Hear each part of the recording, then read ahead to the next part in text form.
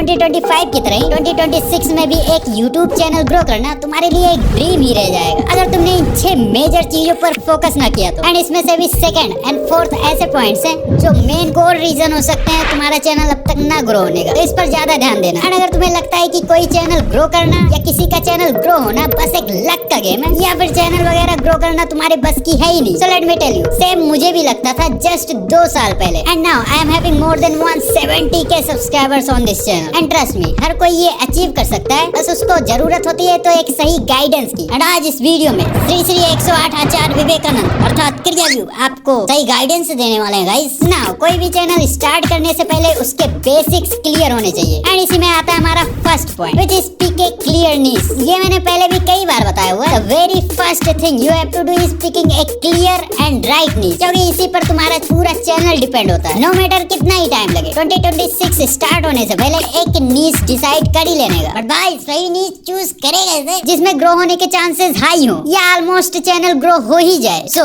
How to pick a right niche. Now creators niches 2 तरह से pick करते हैं। First according to their interest. For example किसी को फिल्म मेकिंग में इंटरेस्ट है तो वो एनीथिंग बन जाता है, या फिर किसी को वाइन्स या कॉमेडी में इंटरेस्ट है तो वो आशीष चंचलानी, भुवन बाम या फिर हर्ष बेनीवाल बन जाते हैं। एंड वहीं किसी को कुकिंग में इंटरेस्ट होता है तो वो कुकिंग से रिलेटेड वीडियोस बनाने लग जाते हैं। एंड इसमें थोड़ी स्लो ग्रोथ होती है, लाइक धीरे धीरे करके चैनल ग्रो होता है, बट हाँ ये लॉन्ग लास्टिंग होता है, लॉन्ग लास्टिंग।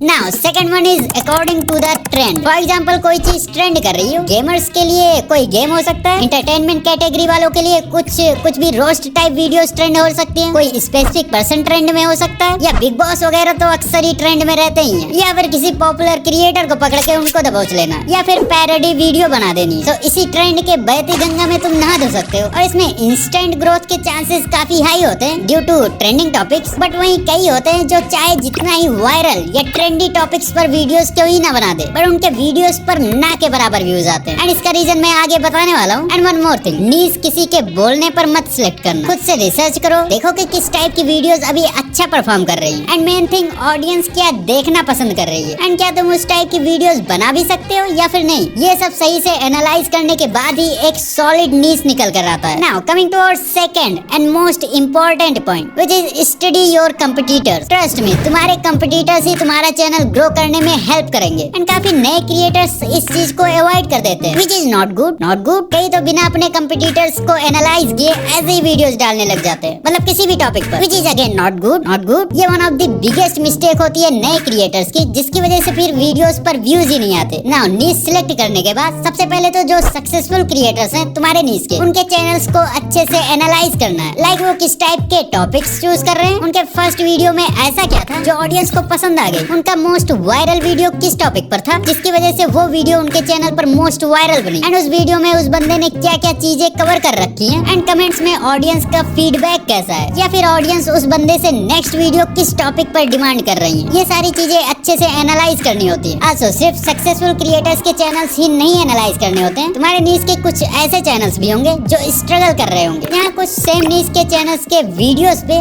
भर के व्यूज आ रहे होंगे, वहीं उनके वीडियोस पर ना के बराबर व्यूज दिखेंगे, या फिर ऐसे भी चैनल्स होंगे जो डेड हो चुके होंगे इस नीश में। एंड तुम्हें इस टाइप के चैनल्स को और ज्यादा केयरफुली एनालाइज करना है। ये ऐसे कौन से मिस्टेक्स कर रहे हैं जिसकी वजह से इनके वीडियोस पर व्यूज ही नहीं आ रहे, या फिर इनका चैनल बिल्कुल भी ग्रो ही नहीं हो पा रहा। लाइक वो थंबनेल किस टाइप का बना रहे हैं, उनके वीडियो का टाइटल कैसा है, क्या तुम्हें खुद उनके वीडियो का थंबनेल या टाइटल देखकर उस वीडियो पर क्लिक करने का मन हो भी रहा है या फिर नहीं, एंड तुम्हारे अकॉर्डिंग क्या चीजें इंप्रूव किया जा सकता था जिससे वो वीडियो और ज्यादा ऑडियंस का अटेंशन ग्रैब कर सकते थे। देन वीडियो ओपन करके वीडियो की क्वालिटी भी चेक करनी है एंड उसको कंपेयर करना है एक सक्सेसफुल चैनल से जो उसी नीश के हैं एंड काफी ज्यादा व्यूज छाप रहे हैं। एंड ये सारी चीजें ऐसे ही बस एनालाइज करके नहीं छोड़ देनी है, मन में ही सारे पॉइंट्स को एक जगह नोट करते हुए चलना है। एंड ट्रस्ट मी, ये one of the most important point है जो न्यू क्रिएटर्स मिस करते ही हैं या फिर अवॉइड करते हैं, बट तुम्हें नहीं करना है। Not good. तुम्हें ये चीजें ध्यान में रखते हुए ही अपनी वीडियोस क्रिएट करनी है एंड अपलोड करनी है। Now coming to our point number 3, selection of first 5 video topic. किसी भी न्यू चैनल के स्टार्टिंग में चैनल को एक बूस्ट चाहिए होता है, क्योंकि इनिशियल बूस्ट चैनल का ओवरऑल रीच बढ़ाता है। तो स्टार्टिंग के 5 वीडियोस बहुत ही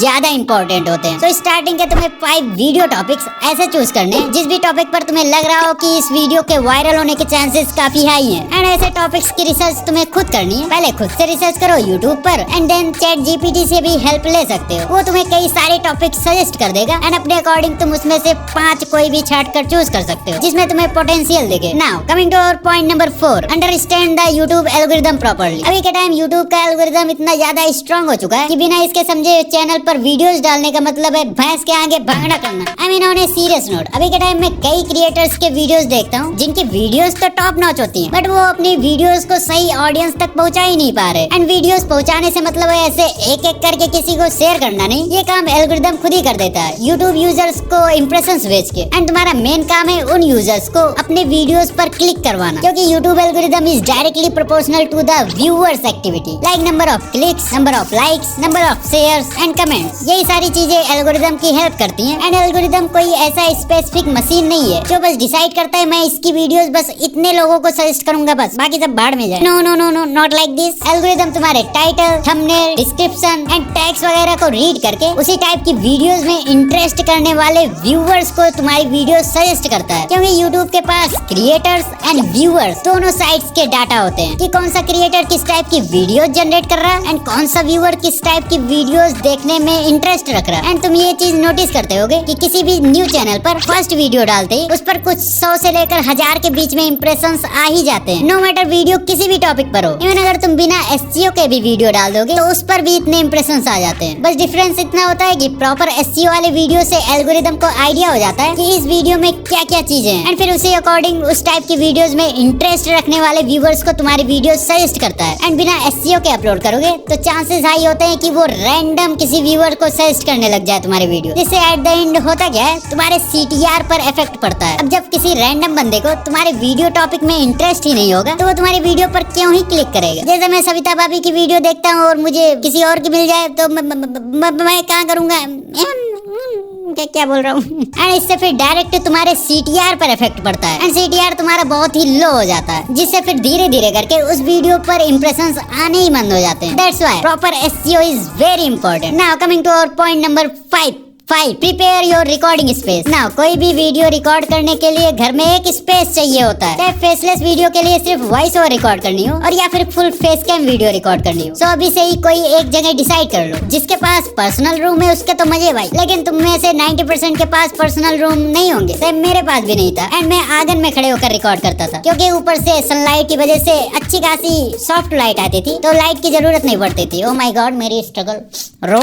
एंड फेसलेस वालों के लिए तो थोड़ा इजी होता है, बस तुम्हें ऐसा रूम देखना है जिसमें ढेर सारा सामान रखो एंड उसमें नॉइज ना आ रही हो, बस you are all set. But face cam वालों के लिए एक प्रॉपर स्पेस चाहिए होगा जिसमें सामान भी भरा हो ताकि आवाज एको ना करे एंड साथ में रिकॉर्डिंग स्पेस भी अच्छा खासा हो। बाकी बैकग्राउंड में तुम ग्रीन स्क्रीन भी लगा सकते हो और या फिर मिनिमल सा बैकग्राउंड रखने के लिए पीछे एक कोई वार्म लाइट लगा सकते हो, लाइक मेरा टंगा हुआ है, जो कि देखने में काफी ज्यादा क्लासी एंड प्रीमियम लगता है ना। फेस कैम वालों के लिए एक माइक तो इम्पोर्टेंट है, क्योंकि ऑब्वियसली कैमरा काफी ज्यादा दूर होता है मुंह से तो उसमें वॉइस इतना क्लियर नहीं रिकॉर्ड हो पाता। सो 2026 से पहले पैसे इकट्ठे करके 500 से 700 का माइक ले लो। मैंने लिया था बोया M1, उससे काफी सही रिकॉर्डिंग होती है। सो 2026 से पहले ये सारी चीजें कर लेनी है ताकि बाद में सिर्फ तुम्हें रिकॉर्डिंग पर फोकस करना हो या फिर कंटेंट क्रिएशन में फोकस करना हो। मेरी सांसें खत्म हो जा रही है। Now point number 6, practice talking on camera या फिर प्रैक्टिस वॉइस ओवर। तुम्हें लगता होगा कि कैमरे में रिकॉर्ड करना या वॉइस ओवर रिकॉर्ड करना बहुत ही इजी होता है, बस कैमरे में बोलते रहो स्क्रिप्ट देखकर, है ना? नहीं, बिल्कुल ऐसा बिल्कुल भी नहीं होता। मैंने खुद ये 4 लाइन बोलने के लिए 4 टेक्स ले चुके हैं। मैंने खुद ये 4 लाइन बोलने के लिए 4 टेक्स लिया। कई प्रॉब्लम्स फेस करनी पड़ती है स्टार्टिंग में, लाइक बार बार फंबल करना, टंग मूवमेंट ब्लॉक होना, क्लियर डायलॉग डिलीवरी में स्ट्रगल करना, जैसे मैं कर रहा हूँ।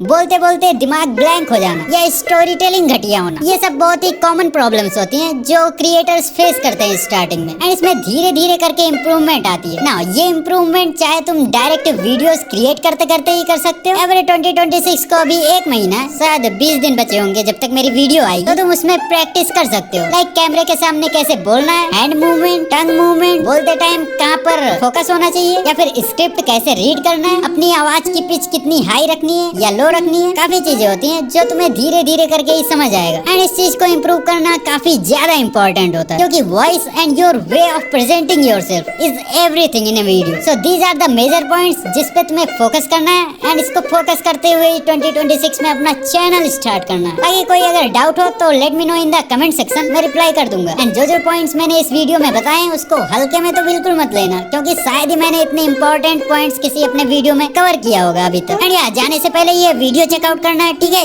ये वाली वीडियो आ रही होगी कहीं तो ये इधर कहीं होगी, ये इधर कहीं, ठीक है। बाकी यार मिलते हैं नेक्स्ट वीडियो में। Thanks for watching.